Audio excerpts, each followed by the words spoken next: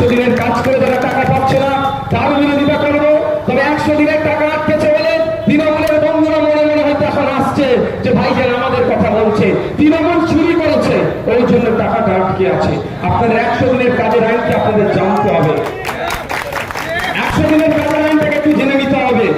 100 দিনের কাজের আইনে উল্লেখ আছে এই কাজ নিয়ে কোথাও দুর্নীতি হলে কেন্দ্র সরকার সেটা তদন্ত করবে। সেই আইনটাকে কেন্দ্র সরকার বাস্তবায়ন করছে, কিন্তু ওই কাজের আইনে উল্লেখ আছে যারা কাজ করেছে 15 দিনের মধ্যে তাদের টাকাটাকে বুঝিয়ে দিতে হবে। এই সুকান্ত অধিকারীদের, এই সুকান্ত মজুমদারদের অপদার্থ সরকার যারা 100 দিনের কাজে দুর্নীতি করলো তাদেরকে জেলের ভাত না খাইয়ে যারা আমরা 100 দিনের কাজ করলাম আমাদের টাকাটাকে আটকে রেখেছে। তাই আমরা শ্রমজীবী মানুষ এর জবাব সুকান্তদের সরকারকে, দিলীপ ঘোষের সরকারকে, সুকান্ত অধিকারীদের সরকারকে জবাব দেবো। বিজেপির বিরুদ্ধে আমরা ভোট করবো।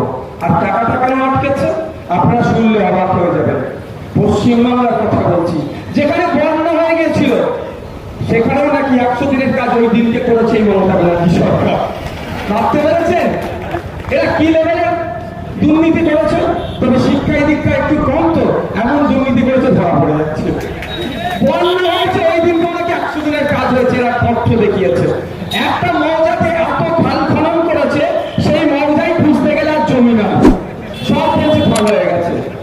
মানে এত দেখিয়েছে, এই লেভেলে দুর্নীতি করেছে।